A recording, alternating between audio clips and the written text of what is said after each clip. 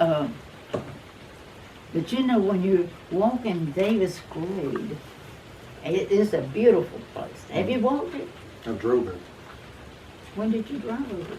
Recently? Oh no, it's been Yeah, it's years ago. Yeah, I drove my cousin in there who lived nearby. You know, he grew up nearby, so I was able to drive.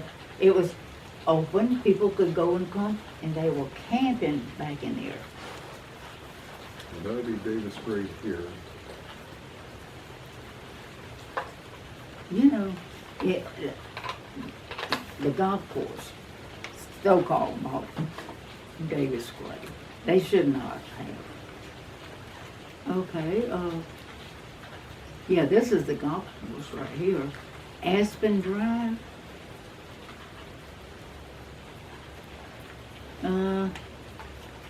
But this, So the cemetery is, creek course. right, that's where the cemetery is, pretty much right there. Yeah.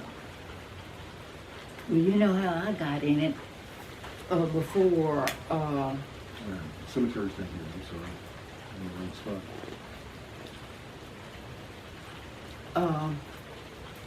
I had to get behind somebody. And when they went in, I went in. But I could not find a telephone number for Hamlet Dunes, period. And that's the only way I got in there. And I said, I circled around and parked at Clubhouse. Mm-hmm. That person was so nice. I met the grounds manager. He gave me the code to the gate. I explained that we're trying to research the history through here. He said he spoke to you one time. What did I say? Well, you know, That was back in the 90s, I think he said. I think it was 1999. I had gone down, I moved back here in January of 1996. And then my mother worried about the cemetery. And I said, okay, I think I will go down to the cemetery on down Kings Road and see if I can get some little name tags. And so I did that. And when I got back to my house, the phone rang. And it was Daughters of the Confederacy. They didn't make me president, but they made me active. And then, among other things, I'm of the Carter family. And then they made me president of the Carter family reunion thing. I thought, great day. Mary, you see what you're getting into. But anyway, but you all can always come in and park, and then if you wanted to go, we got a road that goes down in the swamp, and Douglas was the one that did the, and Hewitt is the one that owns, I think he ended up with 36 acres. What in the world would you do with 36 acres down there? I mean, it's behind our property. And then it shows this piece of property there that comes to a point. But my dad had almost 20 acres.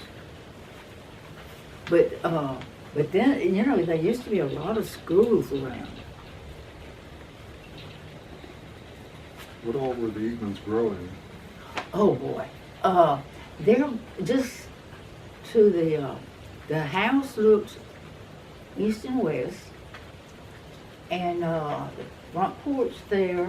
And when my grandmother called lunch, she had one of those conch shells, and she'd blow it. And my granddad would hear it. Now, she died in 1939, and he lived on, let me see, I can't remember, 1953 or something like that. But anyway,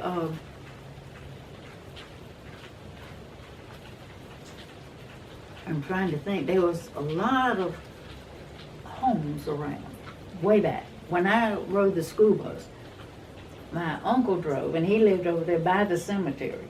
And he'd go this way and get out on US 1, and then he'd go down and get Davis Grade, and go down Old Kings Road, and there was all kinds of people. And the Tidwells. Did you know the Tidwells? Mm-mm. Okay. On the school bus, it would go right in front of his house. It was beyond McDonald's. And I said, you know, I'm wondering if he, Mr. Tidwell, just sat there all day. He's a big fellow. So, and he would be there in the morning, he'd be there in the night. Boy, that's thundering. We've got a bad storm coming in, supposedly. Oh, really? Okay.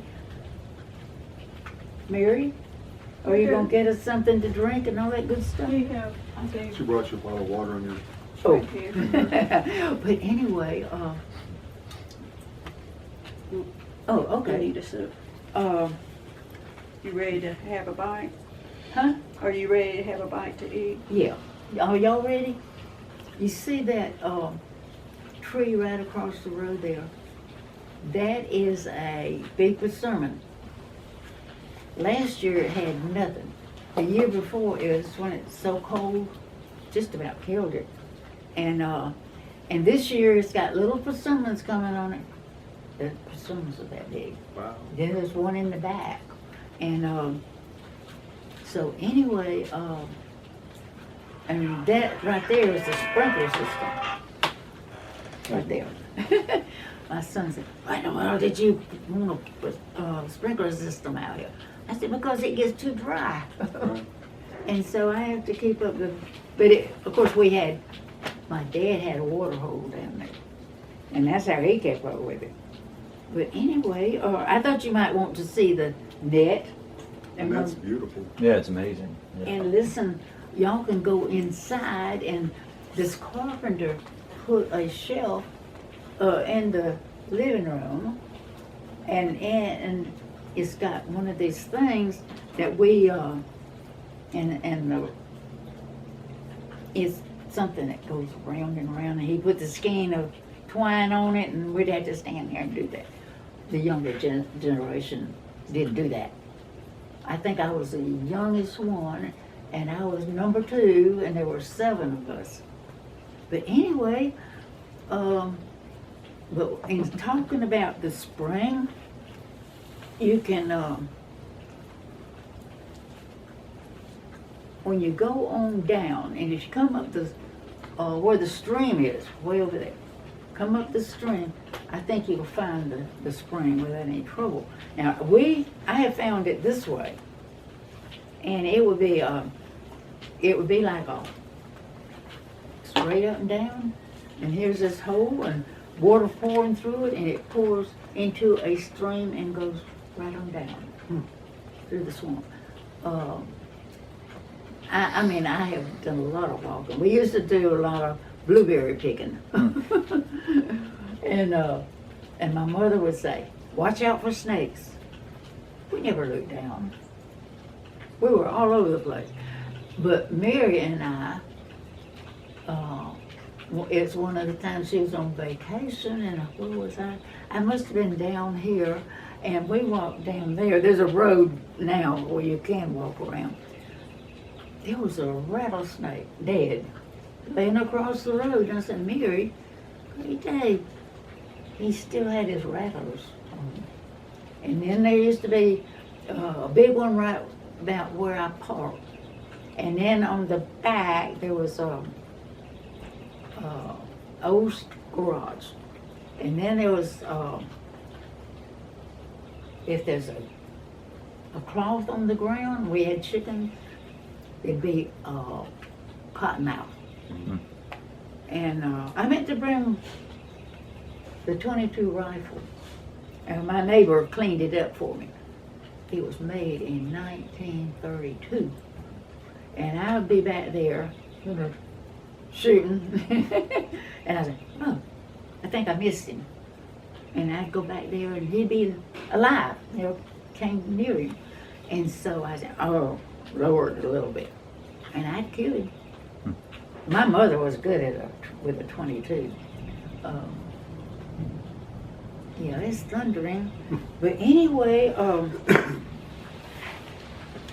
gonna try to find everything I can back there in the golf course for the Eatman plantation. He even told me that they found bottles, like alcohol bottles, along the creek area. Like somebody had a rum running type dock or something back there. you think moonshine? Maybe. We don't know about that kind of stuff. Well, this is what one of the local people told me. He says, Oh, thank you. Thanks, sir. he said, your mother, if somebody was back here doing the moonshine thing, your mother, I never heard this, your mother would hang out a colored cloth. The only way to come in was this way. I said, my mother did that? And he said, yeah. I said, she never told us that. We were already left. We had already left home. But anyway, Quigley was a #1 moonshiner. And I think most everybody, they thought when I went to school that my dad moonshined. No, he didn't. He didn't touch us. Doesn't even know anything about moonshine. But they said, your mother would hang, if somebody was back there, your mother would hang a colored cloth to warn them not to come in. I said, my mother didn't tell us that. Of course she did. But she was on good terms with Minnie Quigley. Just loved her to death. And then, some other people were caretakers back there also. Now, can I tell you something that was told to me Sure. by the Quigleys? This is what they told me. They said, the Quigleys owned 100 acres back there. The family, years ago. And then the princess shows up. She took over the 100 acres and built them a house to live in. But anyway, I said, you're kidding. He said, no. I said, well. Yeah. Okay, let's see what else is here. But I wanted you to know that there was a schoolhouse over there near Davis Glade that goes in the swamp. And then there was a schoolhouse over here on the, I call it the bayside. There was a schoolhouse in there. And now you can't go through there.